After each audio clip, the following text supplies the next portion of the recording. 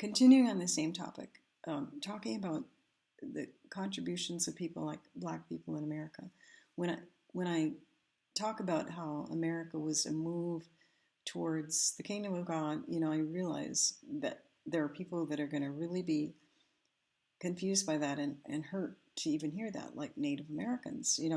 How is the kingdom of God coming to earth in what happened with them? And I realize that I actually have some Native blood, not a lot, but I hope that talking like this helps Native people too to understand um, the contributions of people from America, like Jewish people, like the song Unchained Melody. That was written by two Jewish men, Alex North, who was writing for Hollywood at the time he wrote for that movie. He's Jewish.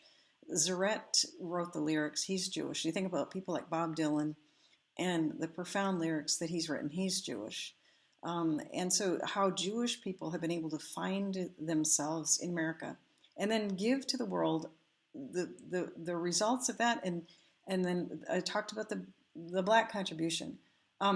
So it is revolutionary. Rick Joyner wrote this little book. You can find it. It's a little book through his ministry in North Carolina. I think it's called Daystar Ministries, maybe. I'm not sure.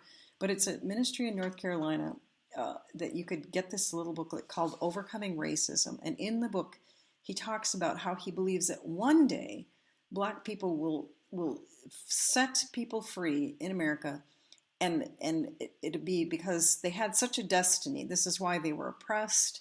And I really think that's true, that their oppression comes from the fact that they have this energy, this life, this talent, and that they just are always on that cutting edge of being liberators. They're liberators with the way that they think. They're counterintuitive. They're counter culture. They're counter the way things are. This is why there's so much opposition against them.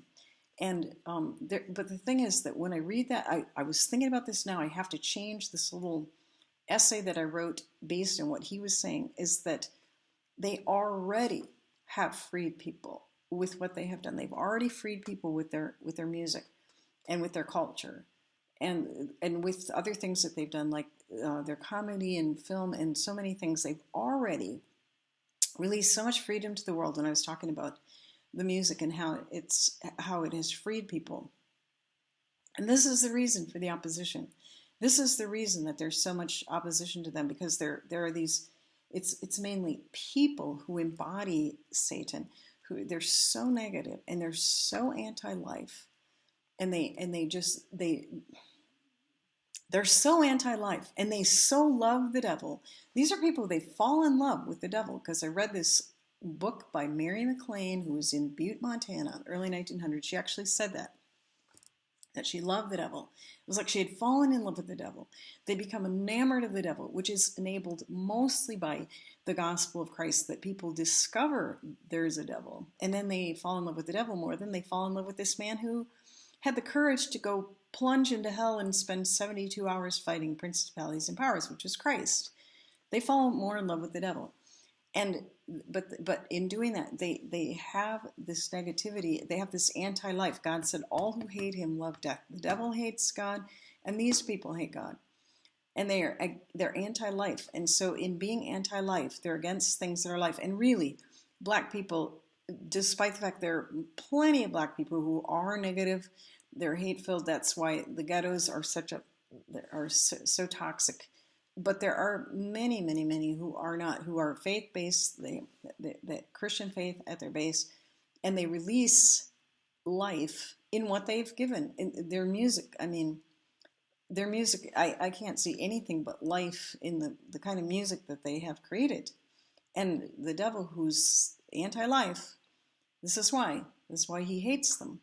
But so it's Black people. There are other people in America who they still need to find. Another group I realize, though, in America, who have discovered their talent, discovered their identities, and prospered because of it, is women. Women have enjoyed emancipation and freedom and finding themselves more than women probably ever have in the history of the world. If you think about it, I mean, it's just phenomenal when you think about all the things that America has done for people. That is the third group of people: Black people, Jewish people, and women.